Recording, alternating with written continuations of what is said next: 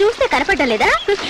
నువ్వు శాంతితు గాని నేను అడిగింది నిన్ను కాదు, నీ పక్కన అందమైన అమ్మాయి రాజిని. ఈ మహాన ఏం రాజీ, పబ్లిక్ ప్లేస్ లో ఇలా లంగా కట్టుకుని స్నానం చేయడానికి నీకు సిగ్గు కాలేదు? వెళ్ళమ్మా వెళ్ళు. ఆయన వచ్చి వీపు రుద్దుతారు, నువ్వు వెళ్ళి రుద్దించుకో. నీకేది కదా కుళ్ళు? నువ్వు పెద్ద అందగాడివని. ఆహా, నువ్వు రా రాజీ. పూజ ప్లీజ్. నా ముందే ఇంకొక అమ్మాయి చెయ్యి పట్టుకుంటావా?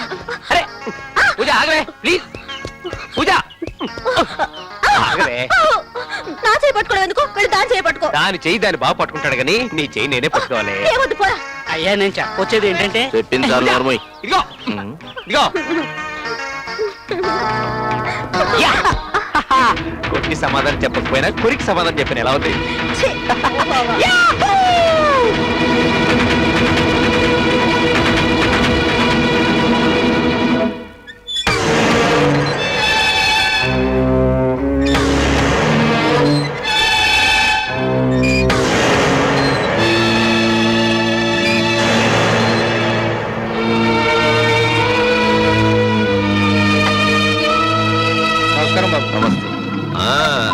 బాబు గారు రండి.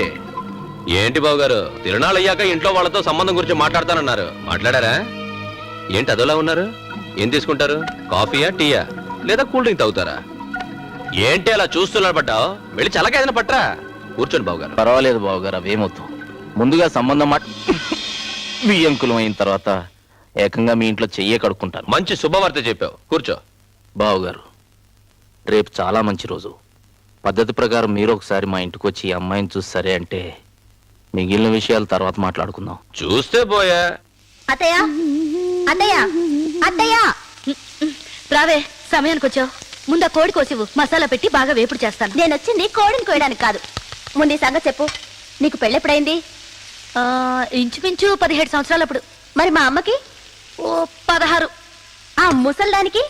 ముసల్దెవరే? అదే మీ అమ్మ. చంపుతాను.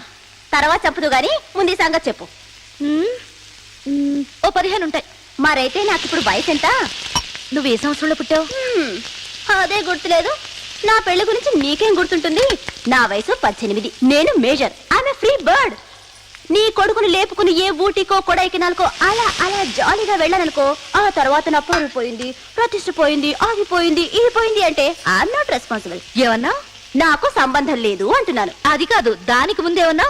పెళ్లికి ముందే అలా అలా జాలీగా హనీమూన్కి వెళ్ళొస్తావా? అవును. రెక్కలేదా కొడతాను. నీకు పెళ్లి ఎప్పుడు చేయాలో మాకు తెలుసు. ముందు ఆ కోడి సంగతి చూడు. అత్తయ్య, నేను సీరియస్ గా చెప్తున్నాను. అక్కడ నీ మొగుడేమో కాలు మీద కాలేసుకుని ఊపుకుంటూ కూర్చున్నాడు. ముందు ఈ సంగతి తెరుద్దాం పద. అయ్యో ఉండు, వినవే అమ్మంటుటే. ఏమండి, లోపల మీ కోళ్ళ మాట్లాడింది వినపడిందా? విన్నాను విన్నాను. మరి దాని పెళ్లి సంగతి తేల్చండి. నేను తేల్చేదేంటి? నాన్న పెళ్లి చేసుకోబోతున్నావు. నన్ను చేసుకోవాలంటే రా పెళ్లి చేసుకుందాం. మరేంటి, ఎవరిని అడగాలో వాడిని అడగండి. వాడిని అడగడం ఏంటండి? విజయ్, మనమే ఒక గాడిదని చూసి దాని మెళ్ళలో తాళి కట్టరంటే కడతాడు. అంటే నేను గాడిదనా? నన్ను అడుగు అన్నది అక్కడ. విజయ్, ఏంటమ్మా? నీకు పెళ్లిరా. పోమ్మా, నాకు సిగ్గేస్తుంది. అబ్బా, సిగ్గు చూసారా? నీకు సిగ్గైతే నా చీరెందుకు రా నలుపుతావు? ఎప్పుడమ్మా పెళ్లి? ఏదో ఒక మంచి రోజు చూసి ముహూర్తాలు పెట్టుకుందాం. మంచి రోజా? అన్ని రోజులు మంచి రోజులే కదమ్మా. అబ్బబ్బబ్బబ్బా, పెళ్లికి ఎంత తొందరపడిపోతున్నావురా నా బంగారు కొండ. రే బంగారు కొండ, పెళ్లి కూతురు ఎవరో కనుక్కో.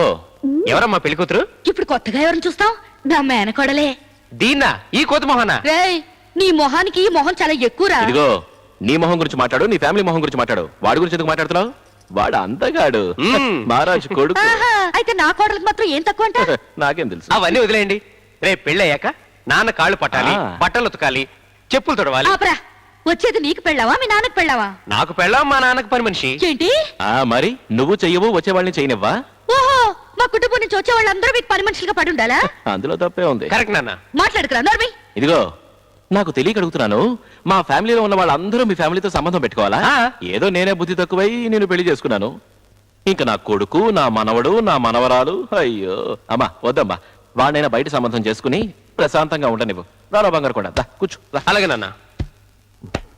నేను నిన్ను పెళ్లి చేసుకుని పడే బాధలు చాలావా? బాధలా? మీరు నన్ను చేసుకుని బాధపడుతున్నారా? మరి సంతోషిస్తున్నావు. నేను మీకు ఏం తక్కువ చేశారని ఇలా మాట్లాడుతున్నారండి? చాలా చేశారా? బాబోయ్, రావే పోదాం. వెళ్ళండి. అవును, ఒకప్పుడు మీరేమన్నారు? పొద్దున్నే లేచి నా మొహం చూస్తే అదృష్టం, బయటకు వెళ్ళేటప్పుడు ఎదురొస్తే అదృష్టం, కూర్చుంటే అదృష్టం, నిలబడితే అదృష్టం, మాట్లాడితే అదృష్టం, నవ్వితే అదృష్టం. ఇప్పుడు మాత్రం మీకు భారం అయిపోయానా? ఏంటండి అలా చెప్పావా? చాచా, ఏదో పెళ్ళైన కొత్తలో అన్నానో ఏమో, అదంతా నిజం అనుకుంటే. మీకు పెద్ద దండం బాబు, ఇంకొక నిమిషం కూడా ఇక్కడ ఉండను. రావే. రే రే రే, ఏం కూసావురా? నిన్నగాక మొన్న పుట్టిన వెధవా. వెధవా ఎవరు? మీరు మాట్లాడండి.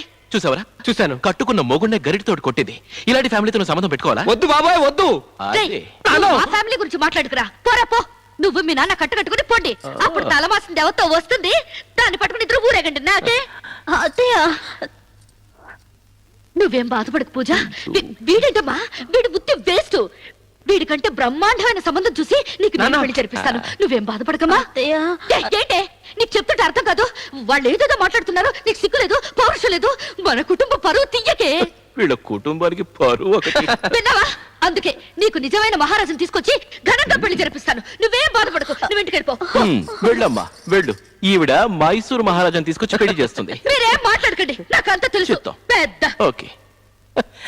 ఇప్పుడు మహారాజులు ఎక్కడున్నారా? అందరూ ముసిలి వాళ్ళు అయిపోయారు. మనం తప్పించుకున్నాం.